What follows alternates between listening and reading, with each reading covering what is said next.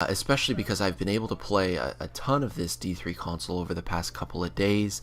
So I've got some endgame impressions I want to share with you guys. So here I am in Inferno, Act 3, completely self-found, solo.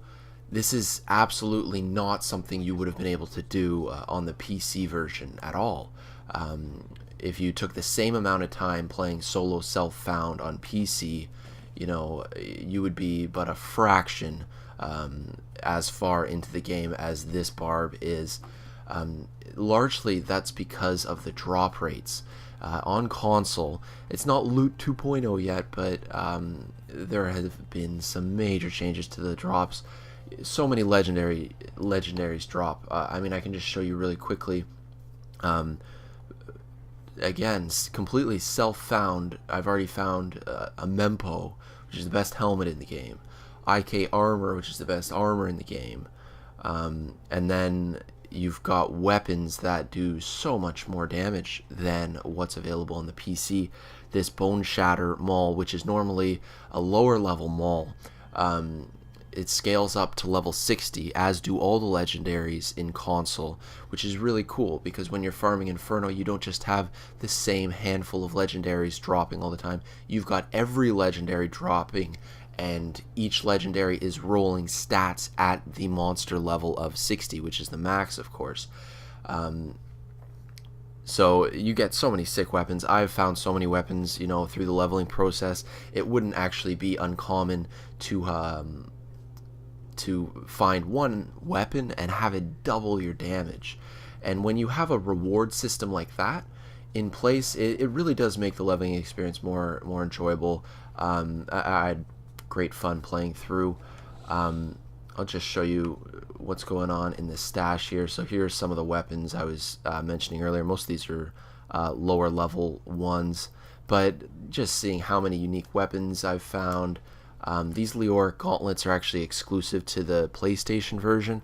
I would recommend the PS3 version over the 360 one. You get these Leoric gauntlets, you get Drake's Amulet, which you'll outgrow that pretty quickly when you're like in the teens for levels.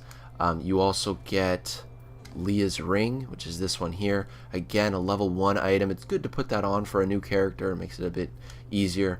The ring and the amulet are kind of not useful in the long term, but something like this shoulder piece here, the Hero's Journey, another PS3 exclusive one. It's got 12% move speed. I had never heard of 12% move speed on a shoulder, and it helps you reach that level cap, not the level cap, rather the move speed cap, much faster. I've got other items that have already done it for me, but when you're at a very low level, having 12% move speed on shoulders is just about the best thing you could ask for. So for these reasons, again, I'm recommending the PS3 version. There is, of course, the Infernal Helm. That's the one item that actually requires a code to unlock. They say you got to pre-order, but on PS3 you don't have to pre-order. The code's just in the box. You get this helm, and it's good because it's got the 25% bonus experience. So I actually wore this helmet till I was in the late 50s for levels. The only exception would be for like harder boss fights where, just swap on a different helmet. Alright, so I mean, you see the menu system, quite different. I'm wondering what other impressions I should share with you guys. Really, the focus should be on the loot. I need to just stress that even more. I've talked about the legendaries and how those rolls scale up to your monster level, which adds so much diversity, which is really nice. Rare items have been improved a lot. In the PC version, almost every rare you get is trash, really. And same thing goes for legendaries, at this late stage of the PC version. But on console, when you roll rare items, you often get ones with very good stats. Like if you had a shoulders, for example, it's not uncommon to get shoulders that have strength, vitality, all resistance, and armor, for example. If you wanted to get those 4 stats on a shoulder piece on the PC, it would be much more rare. So, no pun intended, of course. So that just makes it more rewarding when you're picking up all this loot. Makes leveling more fun. But the one sort of flaw I sort of want to identify in the leveling process is with the difficulties. The end game goal for a Diablo player like myself is to basically make the strongest character possible as fast as possible. And the way to do that is to get to Inferno as fast as you can. And, well, the best way to do that is to play through normal, Nightmare, and Hell on easy difficulty. You still get great loot. You could make the argument that loot is even better on easy, because, I mean, there may be slightly less dropped, like the drop rates of legendaries may be lower on easy than on hard, but your kill speed is way higher, so you can still argue that loot is better, you progress faster, and you arrive at your ultimate goal, infernal farming, sooner. And then, of course, we need to basically determine how long infernal farming is even going to last. At this point, I can farm Infernal Master Level 3, so I think that's about the equivalent of like Monster Power 6.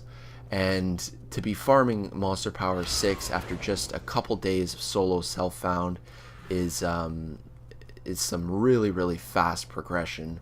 And I mean, you can see it with the character stats as well. Like, again, on the PC version, you're never going to get, you know, like over 100,000 damage and 56,000 life just playing solo self-found for a couple days. So I'm just highlighting this as a rewarding experience so far. I don't know if the end game longevity is going to be comparable to that of the PC, though. Like, it took me so long on PC to finally be able to farm Monster Power 10, and I'm expecting that it's not going to take very long at all in comparison on this console version. So if you're a PC player and completely faithful to the PC and you've enjoyed it the whole time, you know, maybe the console version isn't for you because you might not get as much playtime out of it. But if you played the PC version and maybe put it down for a bit, I definitely think the console version could recapture your attention. And then if you're new to the franchise, the console version would definitely be a good place to start. Alright, because this is an endgame impressions video, I definitely want to talk about the endgame crafting as well. I have farmed some of the strength recipes that became available in a patch earlier this year. So if I am at the smith here, you can go over to the bracers, for example, razor spikes of strength. And the thing that I want to highlight here is that there is a complete overabundance of demonic essence. You can see I've got 45 demonic essence and it costs 2 to make a razor spikes of strength. So if I wanted to spend all my demonic essence on razor spikes of strength, I could make 12, or no, that's not correct, 22. I have enough demonic essence to make 22. Well, how much exquisite essence do I need? 21 multiplied by 30 to use up all my demonic essence on razor spikes of strength. Well, by the time you get hundreds and hundreds of exquisite essence that you need, you're going to have piles more demonic essence. You're never going to be able to spend the demonic essence just crafting bracers. Even if you start crafting shoulders, even gloves, which I don't have the strength version, but you can see the crafting recipe for this one. No matter what you're crafting, at these numbers, given the required materials for these items, you will always have an extreme overabundance of demonic essence. So unless it's patched to tweak the vendor recipes, you know, for example, decreasing the amount of exquisite essence you need, unless it's tweaked, you're always going to have just mountains of demonic essence. It seems like they just I mean, they didn't transfer the vendor recipes verbatim from the PC, but I don't think they tweaked them enough. And the reasoning is regarding the drop rates as well on consoles. They wanted to include, fewer drops, fewer rares, fewer magicals, but have them be higher quality. Well, the drop rates for Demonic Essence hasn't changed. The drop rates for items has gone down severely, and the salvage mechanic hasn't changed either. I'll just add on the end here, one of the most important things, you can actually roll now. It's not Ocarina of Time, rolling is not actually faster than running, but rolling definitely has utility. The highlights for me would be the fact that rolling can actually break Jailer. That's, pretty powerful. It doesn't seem like it's working as intended, because you get jailed, you roll out of it, and then the Jailer icon stays with you, but you've already, dissipated that Jailer effect. The same thing goes for the nightmarish affects on champion monsters. You get hit by a monster, it goes nightmare, you're moving away, and then one roll cancels that nightmare. So it's definitely got some uses in that regard. It actually deals 1 damage as well, so you can, bust through doors and stuff using roll. And navigate, through mobs where normally you'd be colliding with mobs. Sometimes you can roll and move anyway, get in a better position for me to, rend, roll, and do another rend, in my case as a barb. Good utility in combat with the rolls. And then, of course, just the gameplay overall. There's no lag.